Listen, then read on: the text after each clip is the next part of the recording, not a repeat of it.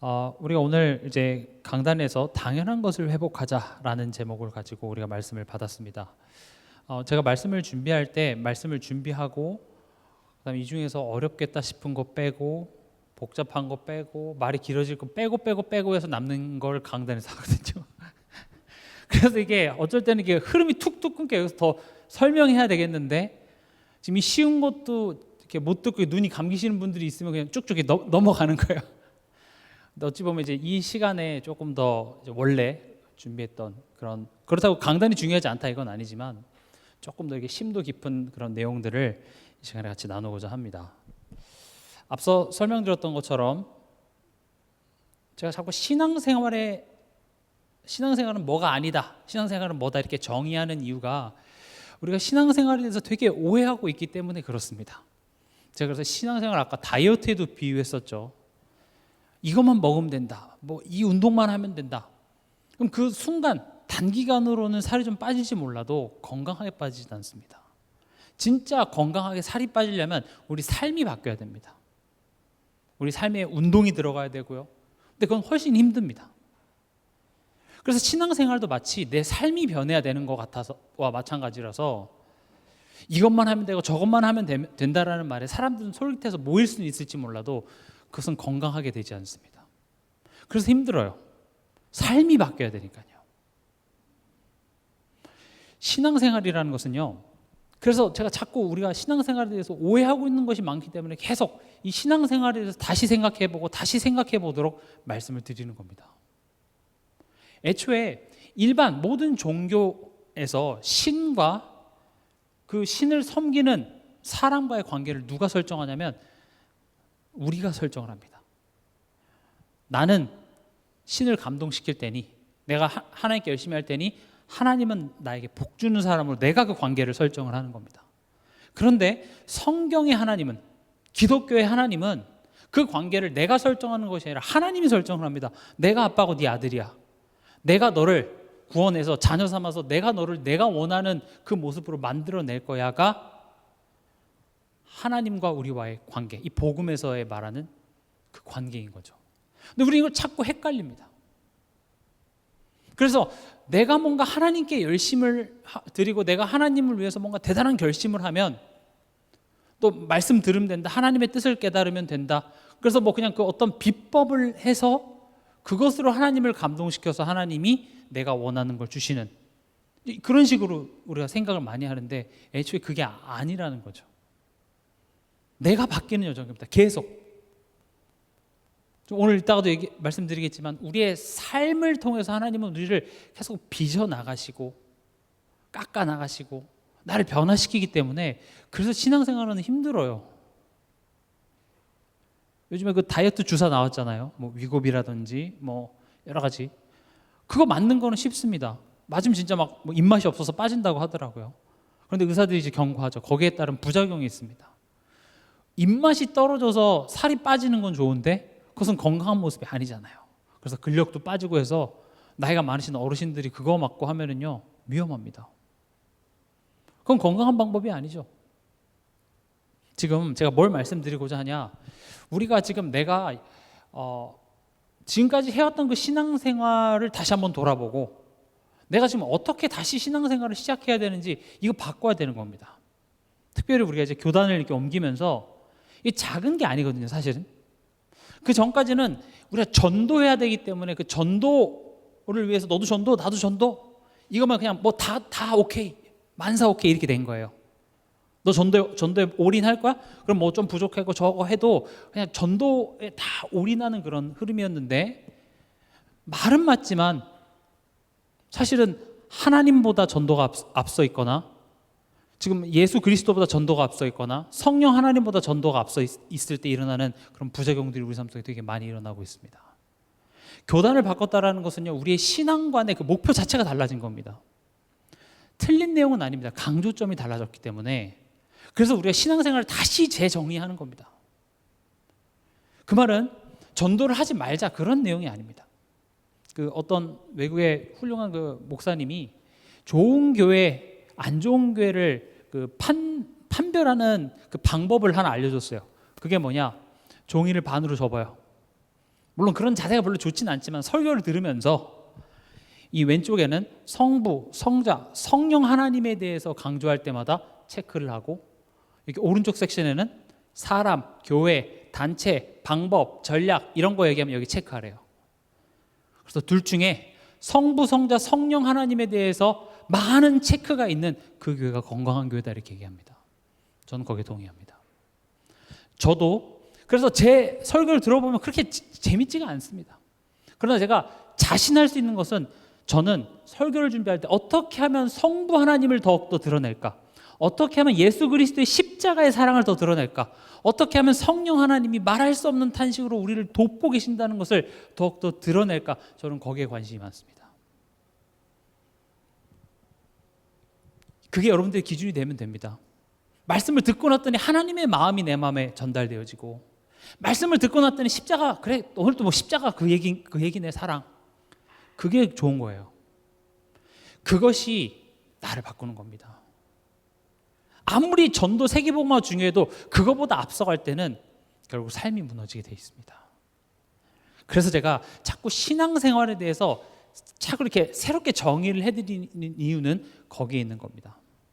그래서 오늘 강단에서도 말씀드렸죠. 신앙생활은 당연한 자리를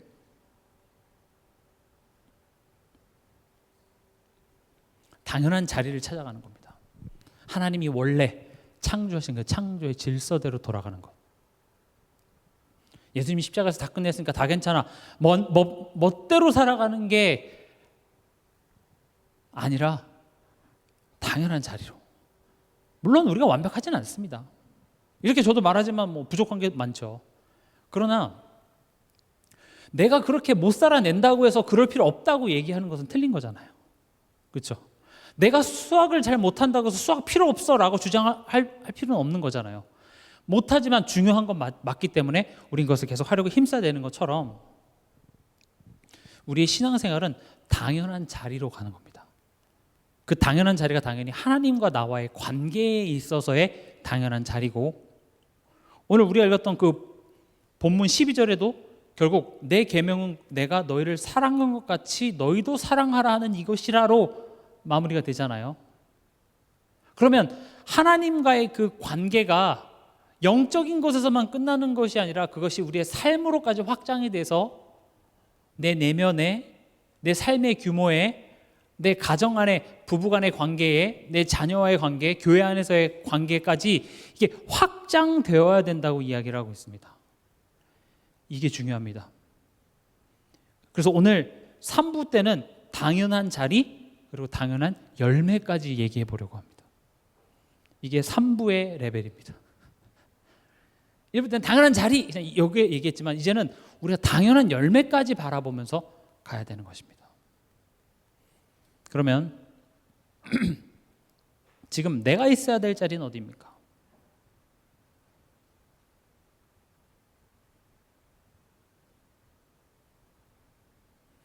하나님이 범죄한 아담에게 얘기하죠. 아담아, 내가 어디 있느냐? 이 질문을 하나님께서 말씀을 통해서 하는 겁니다. 승지야, 지금 네가 어디 있어? 아브라함이 있어야 될 자리는 아브라함입니다. 야곱이 있어야 될 자리는 이스라엘입니다.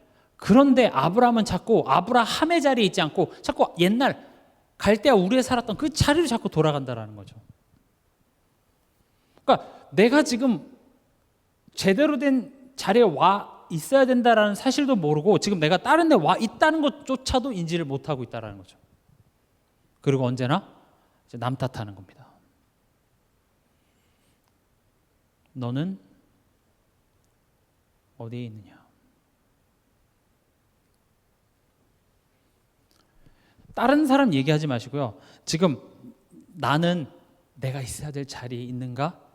이거를 계속 질문하시면 됩니다. 나는 지금 내가 있어야 될 자리에 있나?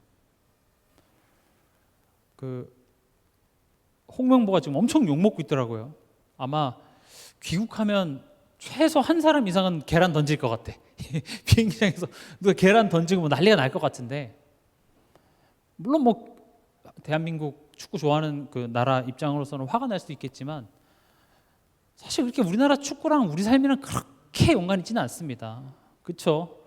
차라리 뭐 그런 거 던지고 뭐 국회의원이라든지 이런 사람들한테 뭐 던지던지요. 그렇죠? 홍명보는 그냥 무능한 축구 감독일 뿐인 겁니다.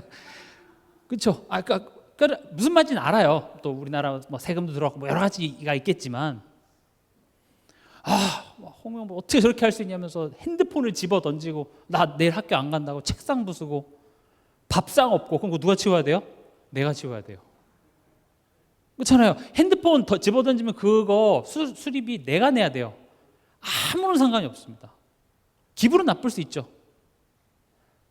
그럼 예를 들어서 홍명보가 정신을 차리고 국민의견을 수렴해서 제대로 감독이 되었어요.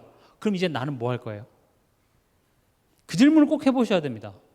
우리가 다 살아가면서 당연히 이래야 되는데 하고 뭐 회사나 상대방에게나 뭐 가정에서나 뭐 교회에서나 이렇게 요구하는 게 있잖아요. 근데 당연하다고 생각하는 것을 당연하게 안 할 때 우리 화가 나잖아요. 남편 당연하게 이렇게 해줘야 되는데 안 해주잖아요. 그러면 그 상대방이 내가 요구하는 당연한 것을 들어줬을 때 나는 이젠 뭐 해야 되지? 이 질문을 해보시라는 거예요. 저 사람 때문에 내가 지금 못한다고 쳐봅시다. 우리나라 축구가 지금 그 32강에서 탈락해서 내가 지금 열받아서 공부를 못하고 있다고 생각해봐요. 그래서 축구협회 회장 바뀌고 홍명보 사퇴하고 좋은 감독이 들어왔어요. 그럼 이제 나는 뭐 할 거야? 그 부분 더 중요합니다. 그렇죠? 그럼 난 뭐 해야 돼요? 다시 가서 열심히 공부해야 돼요. 그게 내가 있어야 될 자리입니다. 불만 있잖아요. 우리 회사 저 윗대가리들 뭐 하는 거냐? 아무리 말해도 맨날 저 모양 저 꼴이고. 특히 우리 민족이 어떤 민족입니까? 불의한 거는 참을 수가 없습니다.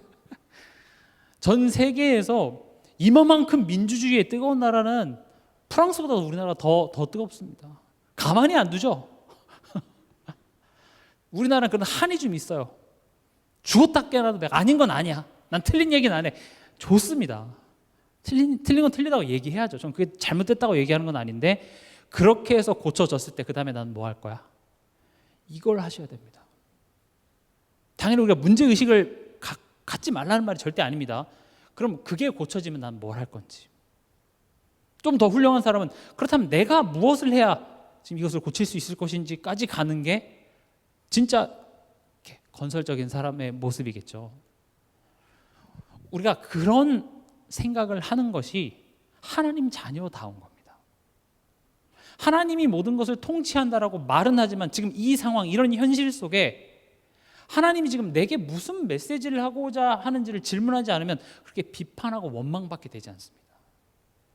내가 있어야 될 당연한 자리를 가지 못했다라는 것은 나는 지금 이 상황 속에 어떤 하나님의 뜻과 계획, 주권, 통치 전혀 생각하지 못하고 있다는 것을 이야기하고 있습니다. 물론 속상할 수도 있습니다. 때로는 누군가가 어떤 이야기를 했는데 아무리 생각해봐도 이거는 그 사람의 잘못된 생각이지 나는 억울할 수 있습니다. 자잘못을 따지라는 것이 아니라 그 음성이 내게 하나님의 음성으로 들려져야 돼요. 그래, 맞아. 내가 뭘 잘했다고? 그래, 하나님 내게 지금 무슨 메시지를 주는 것이지? 이게 지금 내 자리를 찾아가는 겁니다. 그러니까 올바른 문제 인식이 돼야 답이 필요하다고 인식을 하지. 지금 난 문제 없어 하면 아무리 답을 줘도 그게 답으로 여겨지지가 않는다니까요. 그러니까 최근에 이제 날씨가 더워지고 하니까 모기가 물렸어요. 예전에 이렇게 방하면서 이렇게 그 모기 버물리 같은 거 그렇게 발에 채워도 여기 있네 했는데 막상 또 쓸려면 없어. 그러니까 안 물렸을 때는 필요가 없어. 근데 막상 물리고 간지러워 죽겠으니까 어떻게 해요? 그걸 찾는데 개똥도 약에 쓰려면 없어. 그러니까 필요하니까 내가 그걸 찾게 되잖아요. 간지러우니까. 근데 사실 우리 영혼은 지금 하나님을 필요로 해요. 그리스도의 사랑을 필요로 하고 하나님이 주시는 평안과 안심, 이게 지금 내 영혼에 필요한데 내가 지금 어떤 것 때문에 지금 이렇게 힘들고 하는지 모른다니까요. 저 사람 때문에 그래요.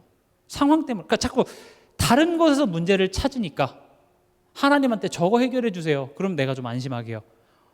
근데 하나님 그렇게 얘기하지 않아요. 나로 말미암아 너가 안심했으면 좋겠는데.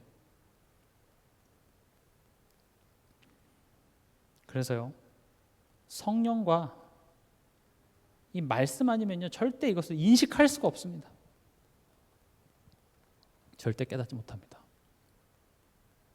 성령의 역사면 막 불 같은 바람 같은 성령의 역사로 막 병이 고쳐지고 막 가끔씩 유튜브에 보면 그런 게 제 알고리즘에 떠요. 제가 신비주의도 아닌데 어쨌든 자꾸 그런 게 뜨는 게 뭐냐면 이렇게 어떤 목사들이 와가지고 막 이렇게 넘어뜨려. 심지어 외국도 아니야, 우리나라예요. 근데 거기 사람들이 엄청 많아요. 제가 목사라도 시험 들 것 같아. 저건 아닌 것 같은데. 막 넘겨뜨리고 막 그런 거 한다니까요. 물론 성령의 역사는 그런 역사가 있을 수 있습니다. 왜냐하면 성령 하나님이시기 때문에. 근데 우리가 성령의 역사를 그런 어떤 초월적인 역사로만 자꾸 생각하는데 진짜 성령의 역사는 내 안에서 그 말씀을 깨닫게 하십니다. 나는 그래서 그리스도가 필요한 사람이구나. 그래서 내가 더욱더 하나님 앞에 나아가야 되는구나를 깨닫게 하는 게 진짜 성령의 역사입니다. 여리고성을 무너뜨리는 것보다 내 안에 있는 불신앙의 여리고성을 넘어뜨리는 게 더 어렵습니다. 그게 더 큰 기적입니다. 심지어 그걸 내가 인지도 못하니까요. 그럼 내가 있어야 될 자리는 어디입니까?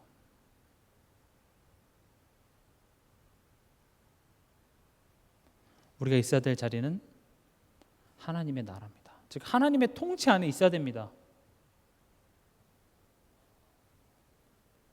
9절에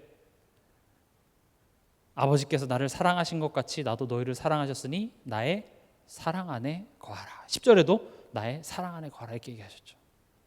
그럼 사랑 안에 거한다는 게 무엇입니까? 했을 때 10절에 내 계명을 지키면 내 사랑 안에 거하리라.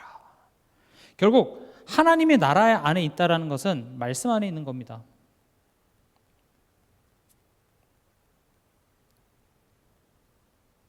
말씀 안에 있다. 이게 추상적이지 않길 바랍니다. 말씀 안에. 우리가 저번 주 그 메시지에서 우리가 하나님께 소망을 둬야 된다. 하나님께 소망을 두십시오 하면 우리가 아멘 합니다. 근데 하나님께 소망을 둔다는 말은 굉장히 추상적입니다. 누가 모릅니까? 하나님께 소망을 두죠. 근데 하나님께 어떻게 하는 것이 소망을 두는지 모릅니다. 그래서 그 뒤에 나와 있잖아요. 그가 나타나 도우심으로 말미암아. 다시 말하면 그가 계신 것과 우리가 하나님을 찾을 때 하나님이 도우시는 것을 확인할 때 우리가 하나님에 대한 소망이 생긴다는 말입니다. 히브리서 11장 6절에도 어떤 믿음을 하나님이 지금 원하신다고 되어 있죠? 그가 계신 것과 찾는 자들에게 상 주시는 이심을 믿어야 할지니라 라고 되어 있잖아요. 하나님께 소망을 두기 위해서는 지금 이 문제, 이 상황 속에 하나님이 계신 것을 내가 확인할 때 하나님에 대한 소망이 생기는 겁니다. 하나님은 계십니다. 내가 인지 안 해도 하나님은 계신데 포인트는 내가 그걸 인지하지 못하면 나는 하나님께 소망을 두지 못하기 때문에 불안하고 낙심하게 되는 겁니다.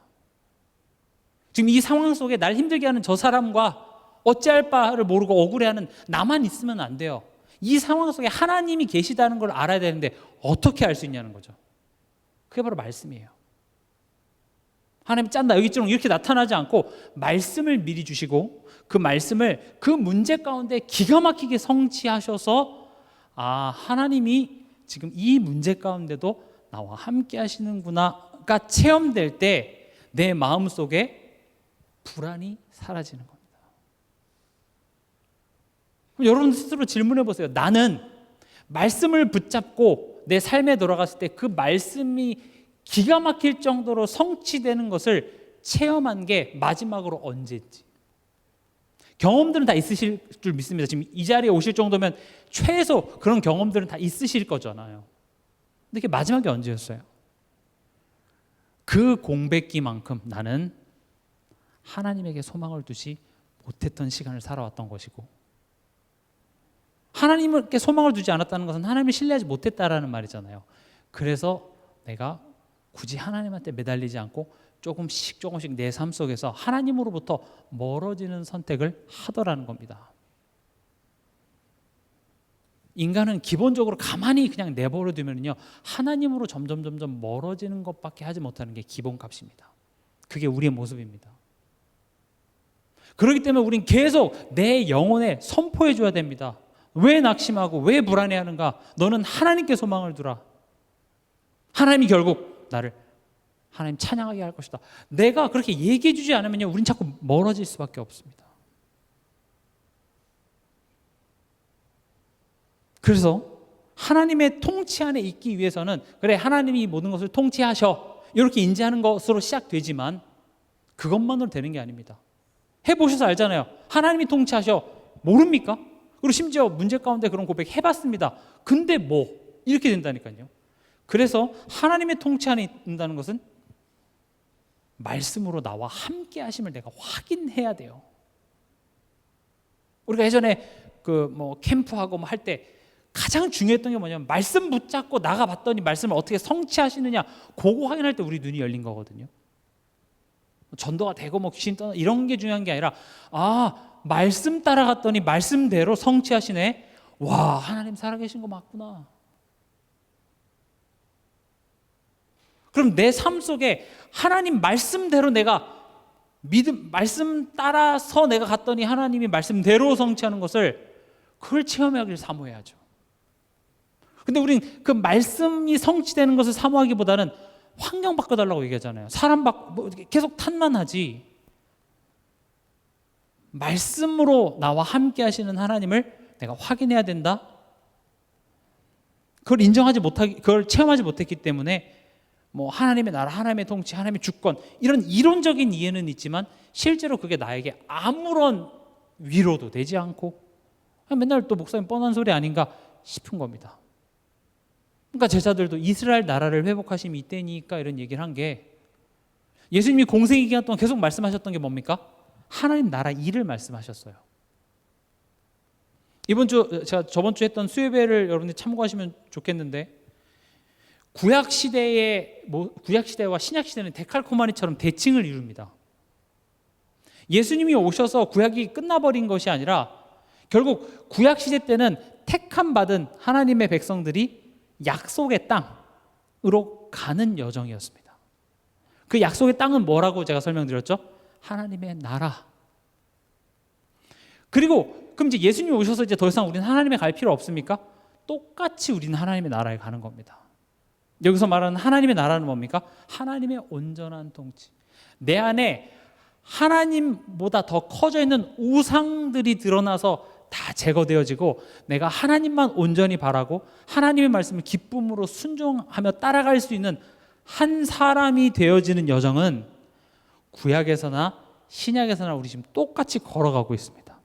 그래서 예수님이 와서 내가 십자가에서 부활 후에 구원 완성해서 이제 끝 이렇게 얘기한 게 아니라 하나님 40일 동안 하나님 나라 일을 말씀하셨다라는 것은, 구약으로 따지면 너네 이제 내 약속한 그 땅인데 그 땅으로 너 광야 걸어가야 돼, 요거 얘기한 겁니다.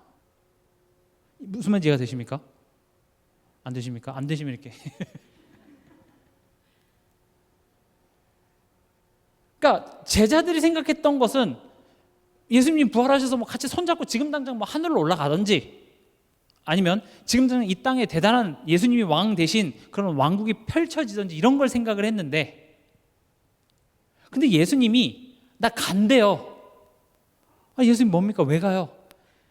니네 안에 하나님 나라 임할 거야, 이렇게 되는 거예요. 이스라엘 백성도 똑같습니다. 이집트에서 해방을 시켜준대요. 너네 출애굽할 거야. 야, 드디어 이제 우리나라가 약속했던 그 가나안 땅에다가 대제국을 건설하나 보다 싶었는데 아닌 거예요. 광야를 걸어가래요.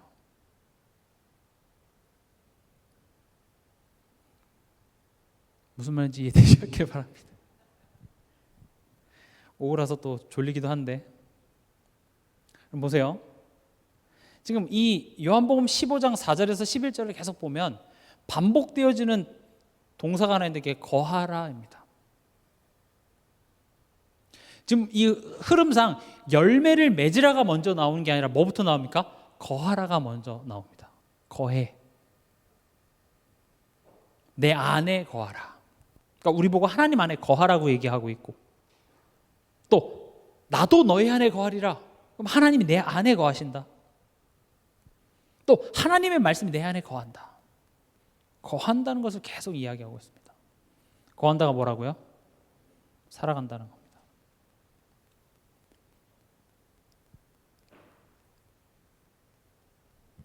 그러니까 이게 거한다라는 말을 우리가 잘못 이해하면 그래 붙어 있기만 하면 돼. 우리 이런 설교 많이 들어보지 않았습니까? 예수께 붙어 있기만 하면 돼. 틀린 말은 아닙니다. 근데 그 붙어 있기만 하면 된다. 거한다라는 말을 그냥 아무것도 안 하고 가만히 있으면 하나님이 다 알아서 해주실 거야. 똥도 닦아주실 거고 하나님이 나 대신 숙제도 해주실 거고 하나님 내 몸도 닦아주실 거고 그렇습니까? 제가 말씀드렸죠. 딱 3살까지 가능하다고. 안 해준다는 말이 아닙니다. 3살까지. 3살까지. 이젠 네가 네 손으로 해야지. 학교 가야지. 배워야지. 이게 시작된다라는 거죠. 거한다라는 것은 아무것도 안 하고 그냥 믿고 있으면 끝난다라는 말이 아니라 이제는 새로운 정체성으로 살아간다라는 겁니다. 그리스도 한번 외치고 끝나지 않습니다. 새로운 정체성을 가지고 살아가는 겁니다. 그래서 제가 이 결혼도 안 한 제가 이 예화를 자꾸 들지 않습니까? 연애와 결혼의 차이. 연애는 뭐 사랑한다 고백하고 뭐 이벤트하고 제가 이렇게 결혼식장 이런 데 가서 보면 거기서 이제 그냥 이렇게 평범하게 하는 그 커플들도 있지만 뭐 신랑이 막 이렇게 노래도 부르고 막 뭐 이렇게 눈꼴시 이렇게 뭐 이렇게 많이 해요.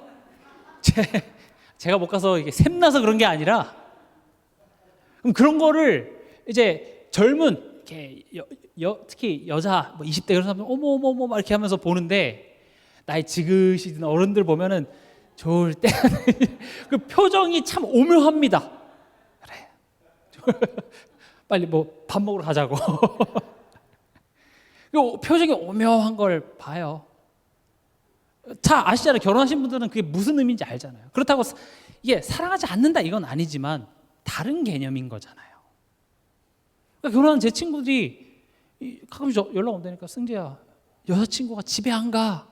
네 결혼했잖아. 유부남이잖아. 예전에는 가장 나의 좋고 멋있는 모습 보여주고 빠에이 하고 집에 갔어요.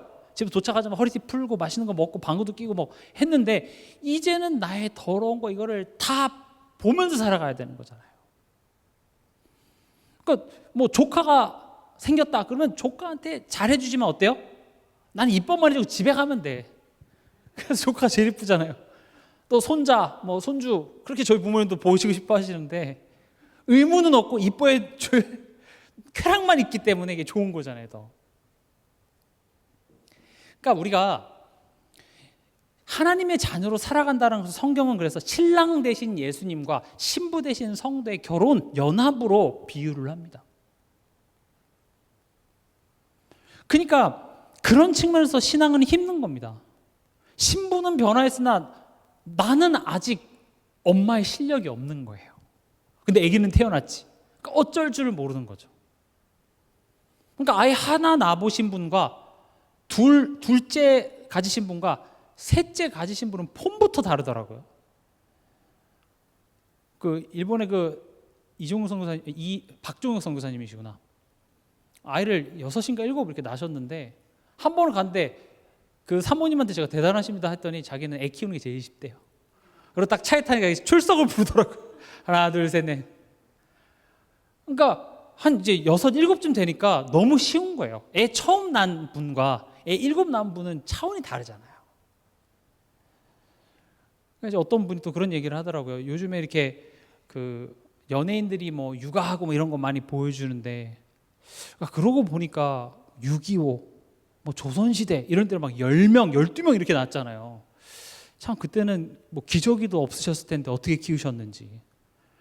그러니까 이게 실력이 없기 때문에 엄마지만 힘들죠. 그러나 그 여정을 가다 보면 내가 그 실력이 생겨서 그것도 능수능란하게 하듯이 신앙생활 또한도 내가 하나님의 자녀가 됐지만 고함만 지를 줄 알지 나에겐 전혀 실력이 없는 거예요. 그래서 교회 안에서 성도들이 만나면 서로 위로하고 서로 칭찬하고 격려하는 거 없이 고함만 지르는 것밖에 우리는 못하잖아요. 서로의 약점만 비판하는 것밖에 하지 못하는 게 우리의 실력이고 세상에 대해서 너네 그렇게 복음 없으니까 망한다밖에 이야기하지 못하고 내가 그들을 품고 안고 위로하고 힘주고 이런 걸 할 실력이 우리에겐 없는 거예요. 하나님의 자녀는 됐지만. 저는 이 부분이 우리가 성장해야 될 부분이라고 생각합니다. 너희가 세상을 뒤집어라 이렇게 얘기하지 않고 세상의 빛과 소금입니다. 예수님이 우리에 대해서 그러하셨듯이 너희도 세상에 대해서 그렇게 하라고 얘기하고 있습니다. 근데 우리는 그럴 실력이 없습니다. 목소리만 큽니다. 우리는.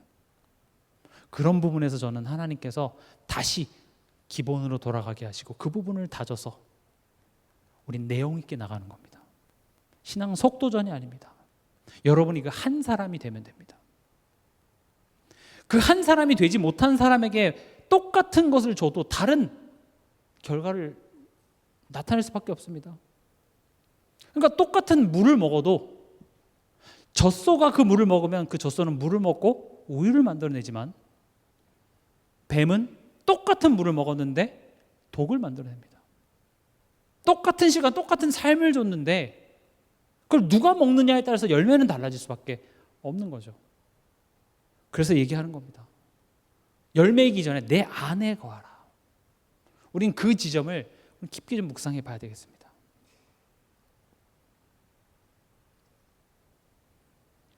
거하라는 것은 삶을 얘기합니다. 우리 현실이죠. 어떤 삶입니까? 하나님 안에 있는 삶입니다. 그냥 삶이 아니라. 그리고 내 삶과 함께 하시는 하나님. 지금 계속 삶을 이야기하고 있죠. 또 내 삶에 하나님의 말씀이 통치하는. 그래서 믿음과 삶은 분리되면 안 됩니다. 어떻게 살아도 믿기만 하면 된다. 이렇게 가면 안 됩니다. 우리의 삶은 내가 지금 어떻게 믿고 있는지에 대한 열매가 삶으로 드러나기 때문에 완벽하고 실수가 없고 흠이 없는 삶을 추구해야 된다라는 것이 아니라 그 삶을 통하여서 나의 믿음을 자꾸 점검해야 되는 거예요. 삶을 보면서 그렇지. 그래, 난 그래서 은혜가 필요한 사람이구나 돼야 되는 겁니다.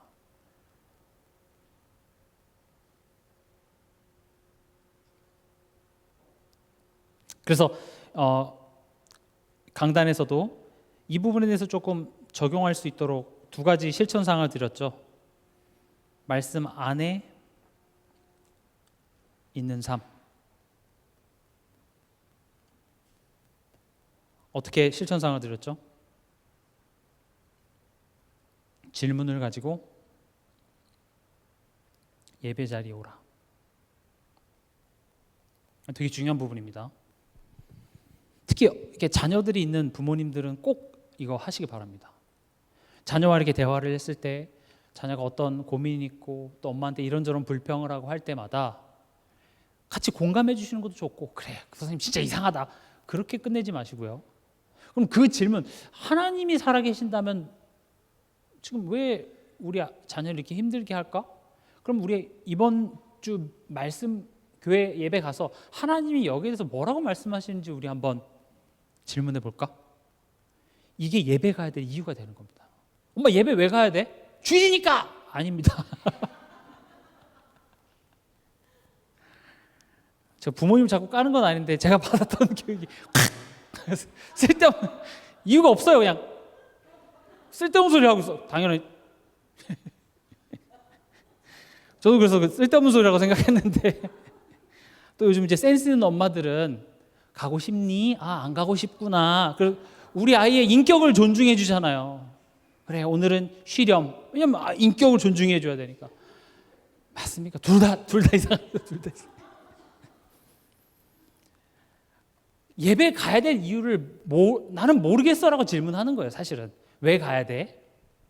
그럼 이거를 이론적으로 설명해 주기보다는 지금 내가 삶 속에서 뭔가 고민이 되고 어떤 뭐 선생님과의 갈등, 친구들과의 어떤 그런 갈등이 있었는데 그 갈등에 대한 해답을 말씀을 통해서 주신 애가 아이한테 확인이 되면, 야 뭐야 내가 고민될 때마다 난 뭘 찾아가겠어요? 말씀 앞에 가게 되는 거예요. 어렸을 때부터 이게 돼야 돼요. 사실은 이해가 되십니까? 뭐 나는 넘어지지 않고 나는 뭐 승리하고, 내가 대단한 걸 얘기하는 게 중요한 게 아닙니다. 우리는 계속 넘어질 겁니다. 흔들릴 겁니다. 그러나 그 흔들림 속에서 하나님은 내게 지금 계속 메시지를 주고 있기 때문에 그 말씀 앞으로 나오도록 훈련을 해주셔야 되고, 또 그 말씀을 듣고 집에 가는 길에 이야기하는 거예요. 어때? 이번 주 너 엄마랑 그거 이렇게 힘들다고 했었는데 오늘 뭐 목사님이 말씀 통해서 거기에 답을 얻은 것 같아? 못 얻었다 그러면 우리 좀 더 기대해 볼까? 그렇게 가는 거예요. 그리고 얻었다 그러면 그래. 그리고 또 엄마 이야기를 하는 거죠. 엄마는 사실 이번 주 이런 고민이 좀 있었는데 하나님이 이렇게 말씀을 주셔서 엄마는 오늘 거기에 대해서 좀 생각이 다시 됐어. 엄마가 좀 다시 힘이 났어. 그래서 엄마 다시 한번 해보려고. 이런 게요 되게 큽니다. 그럼 보세요. 이게 말씀과 삶이 떨어져 있는 게 아니잖아요. 교회에서는 막 거룩한 우리 엄마 아빠인데 집에만 오면 마귀 할멈으로 바뀌고 돈 때문에 또 싸우고 이런 거 보면은 아이들도 헷갈립니다. 근데 그래, 우리 엄마 아빠도 얼마든지 넘어질 수 있는 연약한 사람이지만, 그러나 연약한 한 영혼으로서 말씀 앞에 서는 그 모습이 자녀들에겐 굉장히 좋은 교훈이 됩니다. 저도 어렸을 때 그걸 봤습니다. 저희 부모님은 안 싸우셨을 것 같습니까? 싸우시지만 꼭 부부싸움을 하면 예배를 드리자고 하십니다. 우리는 안 싸웠거든요. 저랑 제 동생은 사이좋게 잘 있었는데 두 분이 싸우시면 우리는 예배를 드립니다. 근데 그 예배를 통해서 본인의 연약함을 고백하시고, 그래서 아빠도 엄마도 그게 저한테는 되게 그렇구나.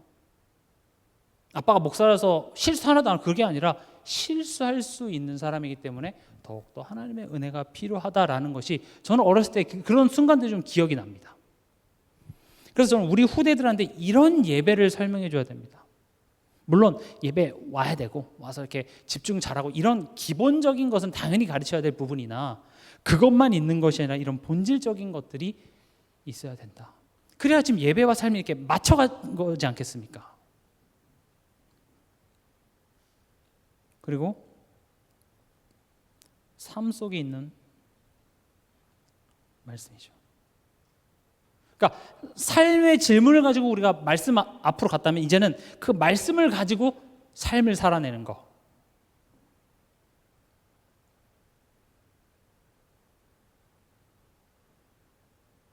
그래서 말씀을 가지고 삶 속에서 질문하라. 우리가 현실을 살아가다 보면 우리 삶 속에 이게 이해되는 것보다는 좀 이해가 안 되는 것들도 참 많잖아요. 그런 상황들이. 저 사람은 왜 저럴까? 이건 왜 이렇게 되지? 근데 그 질문을 그냥 나 혼자 나의 어떤 사고로서만 이해하려고 하지 말고 하나님께 질문하시기 바랍니다. 하나님께. 때론 그 답이 명확하게 이렇게 짠 하고 나타나지 않을 수도 있겠으나 그게 중요한 것이 아닙니다.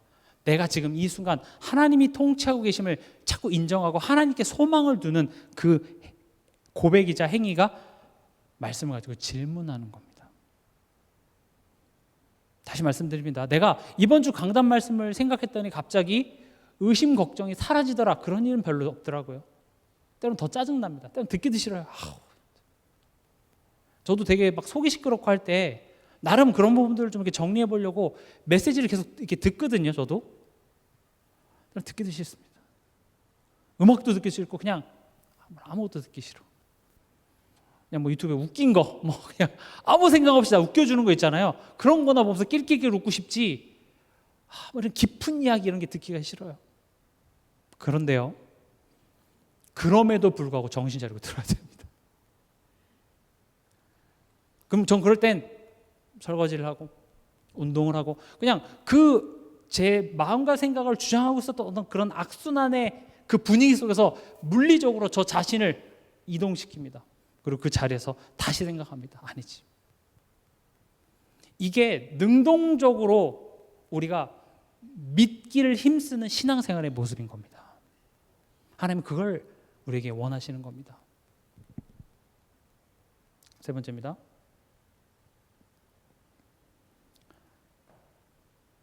8절에 보면 너희가 열매를 많이 맺으면 내 아버지께서 영광을 받으실 것이요 너희는 내 제자가 되리라 이렇게 돼 있죠. 우리가 열매를 많이 맺으면 그게 하나님께 영광이 된답니다. 또 그럴 때 예수님의 제자가 될 수 있다고 이야기를 하죠. 그러니까 우리가 자칫 이 내용을 보면서 나는 삶에 별로 증거가 없는데 그러면 나는 예수님의 제자가 아닌가 이렇게 생각할 수 있습니다만은 열매는 나의 삶에 맺힙니다. 꼭 기억하시기 바랍니다. 대단한 업적과 어디 현장 나갔는데 이런 증거가 있었고 필요 없다는 것이 아니라 진짜 열매는 내 삶에 맺히는 겁니다. 여기서 말하는 삶은 뭐죠? 하나님과의 관계, 즉 나의 영적 상태입니다.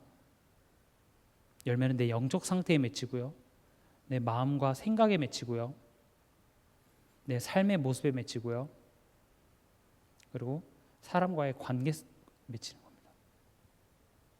그래서 성경은 항상 복음을 이야기하고 하나님 자녀다워져라를 이야기를 하고 그 다음에 그 사랑이 하나님과의 사랑에서 인간 사랑으로 서로 사랑하라로 이어지는 이유가 그 열매가 삶에 맺히기 때문에 그렇습니다.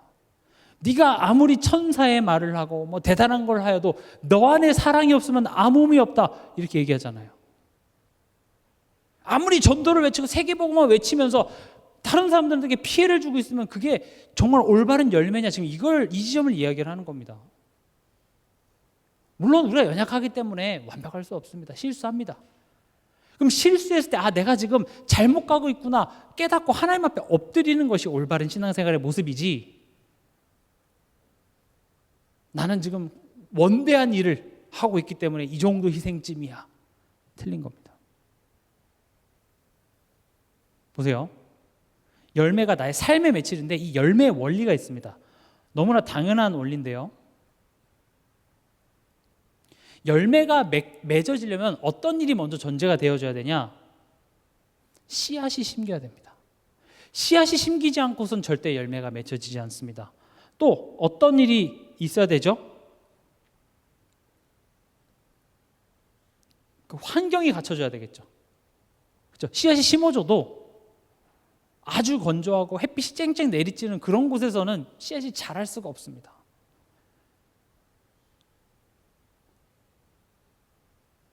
그러니까 그런 환경 속에서 누군가 그 물을 줬기 때문에 그 씨앗이 열매가 된 거잖아요.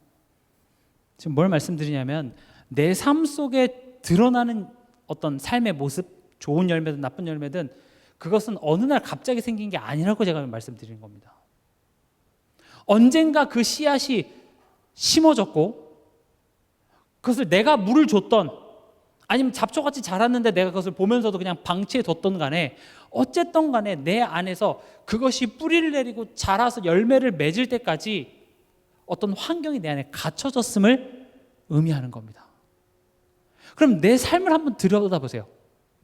우리도 머리로는 알지만 징글징글하게 내 삶 속에 고쳐지지 않는 그런 삶의 고질적인 것들이 있습니다. 그래서 제가 우리 4, 5, 6월 달에 키워드 4월 달에 뭐였죠? 절제, 인내, 재기였잖아요. 특히 그 절제에 대해서 얘기하는 한 달은 여러분들 표정이 별로 안 좋으시더라고요. 다 긁혀. 난데. 근데 제가 계속 그 설교 서두에 말씀드렸잖아요. 절제하라는 말이 아니라 절제가 안 된다라는 것은 어떤 걸 의미하죠? 이성적으로는 그게 안 좋다는 것을 알면서도 내가 자꾸 선택하는 거잖아요. 그럼 그게 뭐냐? 사실은 내가 하나님을 대신해서 내가 의지하고 있는 것이 그게 중독같이 돼서 절제가 안 되는 거예요. 나의 연약한 부분이에요. 내가 안에 그런 하나님을 대신해서 우상의 씨가 처음부터 우상 이렇게 하진 않습니다.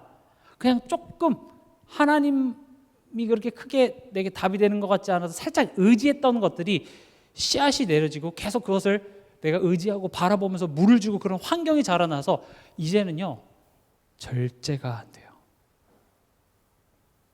그러니까 내 삶 속에 절제가 안 되는 그 구석이 사실은 나에게 있어서 우상입니다. 내가 지금 이 나쁜 열매를 자꾸 맺는 잡초를 기르고 있는 나만의 그린하우스예요. 그거를 발견하세요가 절제 그 한 달의 내용이었습니다. 누군가에게는 감정이, 누군가에게는 경제 부분이 다 있거든요. 여기서 나는 모든 것을 절제 없이 잘합니다, 절제합니다 있습니까? 없어요. 다 있다니까요. 근데 그런 내 삶 속에 나타나는 열매들을 보면서 훌륭하게 살아야 구원받냐? 훌륭하게 산다고 뭐 귀신이 떠나가냐? 훌륭하게 산다고 영적 문제 해결되냐? 그렇게 얘기하면 안 되는 겁니다. 구원받은 성도들에게 지금 얘기하잖아요. 그렇죠? 우리 삶에 드러나는 그런 열매들을 통하여서 지금 어떤 씨가 심어졌는지 보고 그 씨를 제거하는 우리는 그 영적 싸움을 싸워가는 겁니다. 그렇기 때문에 우리가 서로가 서로에게 대하여서 야 이런 열매 있냐? 그렇게 비판하지 말라는 이유가 잘못된 것을 잘못됐다고 보지 말라는 차원의 내용이 아니라 우린 다 그런 열매들이 있으니까, 그리고 그것을 내 마음대로 안 하면 안 할 수 있었을 것 같았으면 이미 안 했지만 그게 안 되는 이유는 결국 그게 깊게 이렇게 뿌리 내려져 있기 때문에 그래요. 그래서 하나님도 아브라함한테 그러지 마 말로 한 것이 아니라 어떻게 했어요? 제단 앞으로 끌고 가가지고 너 죽어야 돼. 근데 아브라함이 안 죽고 누가 죽어요? 양이 죽잖아요. 넌 죽은 거야. 다시 시작해. 이전 것은 지나갔으니 보라 넌 새 것이 되었도다. 또 다시 시작한 거예요. 번제를 몇 번 들었게요? 아마 셀 수 없었을 겁니다. 근데 그런 게 야 맨날 톱바퀴 제자리 도는 거 아니야? 그렇게 생각할 수 있겠지만 아닙니다.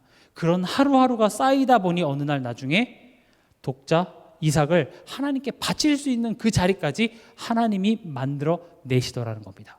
그래서 신앙생활은 실수를 안 하냐의 싸움이 아니라 실수를 했더라도 빨리 다시 하나님 앞에 염치 없이 일어나서 그리스도 외치고 다시 가는 겁니다.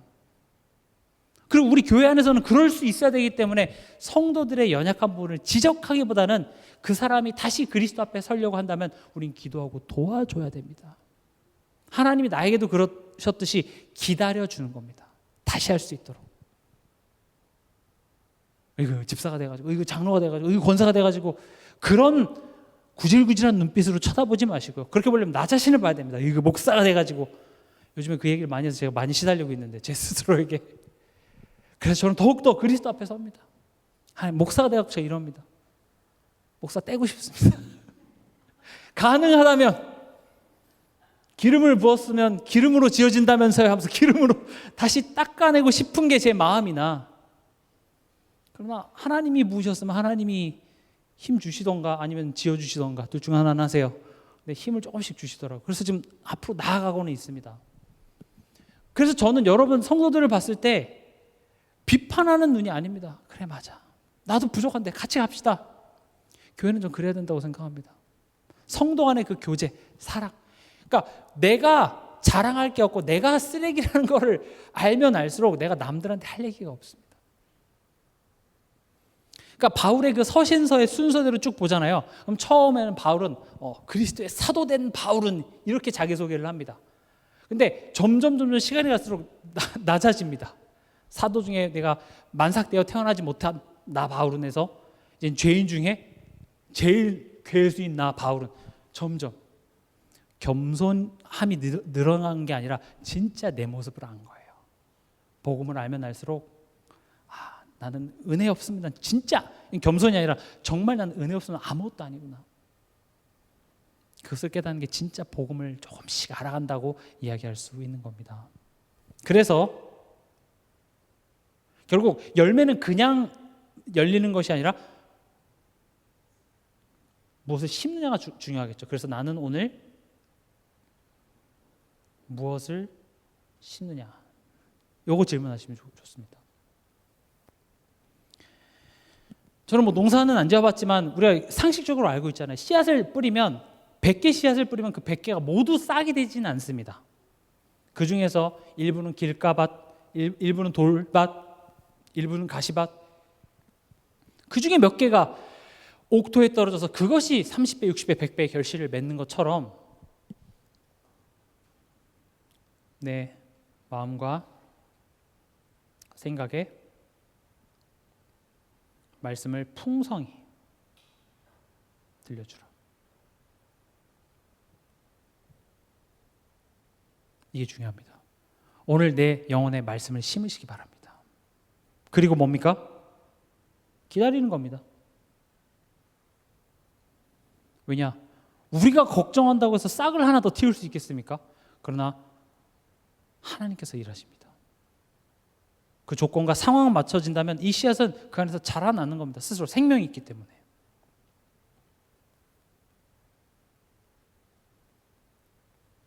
그리고 마지막으로 우리 삶에 맺어질 열매가 뭐냐? 그게 11절입니다. 11절 12절. 11절 보면요. 내가 이것을 너희에게 이름은 내 기쁨이 너희 안에 있어 너희 기쁨을 충만하게 하려 함이라. 우리에게 맺혀질 열매를 두 가지로 설명하고 있는데 첫 번째 열매는 뭐냐? 기쁨입니다. 어떤 기쁨이요? 하나님이 주시는. 이게 여러분 삶에 맺혀져야 됩니다. 여러분들이 예수를 잘 믿고 있다면 여러분들이 기뻐야 됩니다. 기쁘면 양보도 할 수 있습니다. 기쁘면 이해할 수 있습니다. 기쁘면 그래 내가 한턱 쏜다가 됩니다. 기쁘면 그래 넘어가가 되는 거죠. 원수를 사랑하라, 뭐 이해하라 안 되지만 내가 기쁘면 할 수 있습니다. 여러분들이 기쁨이 충만하시기 바랍니다. 무슨 기쁨이요? 하나님이 주시는 기쁨. 근데 여기에서 조금 더 성숙하면은요, 11절을 보면 내 기쁨이 너희 안에 있어 이렇게 됩니다.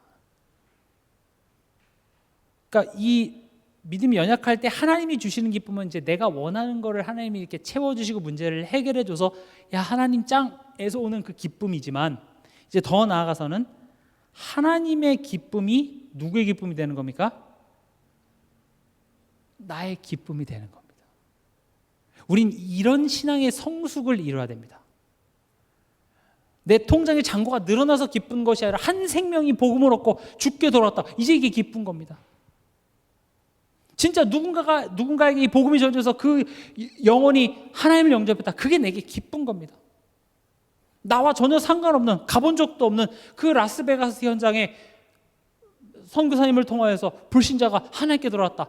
우린 그게 기뻐야 되는 겁니다. 그렇게까지 하나님께서 우리를 만들어 내시겠다 이렇게 얘기를 하고 있습니다.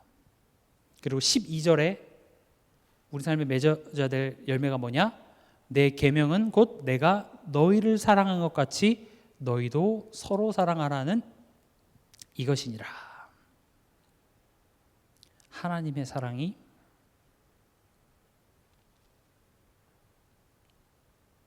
서로 사랑함으로 꼭 해보시기 바랍니다. 교회 안에서, 가정 안에서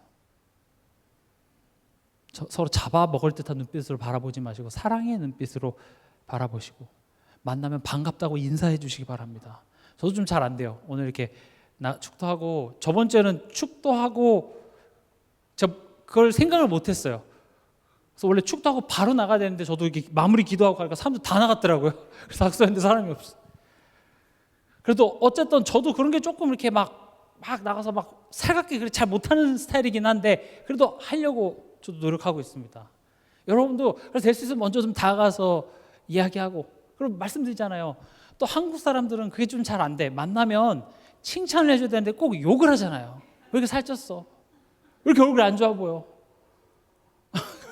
칭찬해주고 오늘 옷 멋있네. 이렇게 좋은 얘기를 자꾸 해주고 밥을 먹어도 오늘 밥 맛있고 자꾸 이렇게 서로에게 격려를 해주고 그런 것이 하나님 사랑에서부터 서로 사랑함으로 그렇게 해야 우리 교회에 새로운 사람이 왔을 때 그냥 아주 차가운 바람이 불면은 왔다가도 갑니다.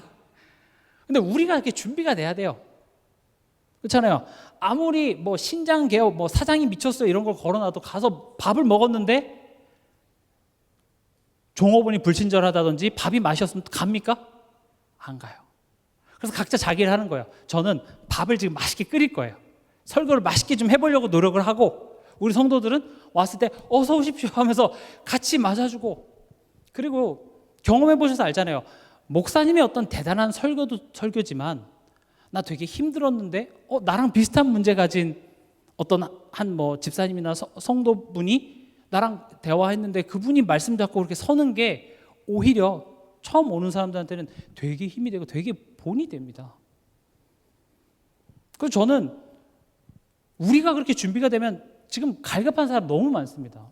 토요일 날 하나님의 교회 지나가 보셨습니까? 줄 섭니다. 갈급한 거예요. 갈급한 사람 너무 많습니다. 사주 보고 전 보러 다니는 사람 너무 많습니다. 자녀 문제, 남편 문제, 뭐 요즘 이혼도 어마어마하게 많이 하고 문제 너무 많습니다. 답줄 사람이 없습니다. 하나님은 우리 교회가 그 그리스도의 사랑을 다른 사람들에게 열매로 나타낼 수 있을 때까지 지금 기다리십니다. 지금 이글 곡식 거둘 일꾼이 없다는 말이 그겁니다. 그러나 하나님은 없다고 준비도 안 된 사람을 내보내는 것이 아니라 우리 교회를 지금 그렇게 단단하게 세우시고 그 그릇이 갖춰졌을 때 하나님은 우리 교회로 생명 얻을 자 보내주실 줄 믿습니다. 그래서 여러분들이 이번 한 주간 당연한 자리 회복하시기 바랍니다. 내가 그 당연한 자리 회복할 때 내 삶 속에 당연한 열매가 맺힐 줄 믿습니다.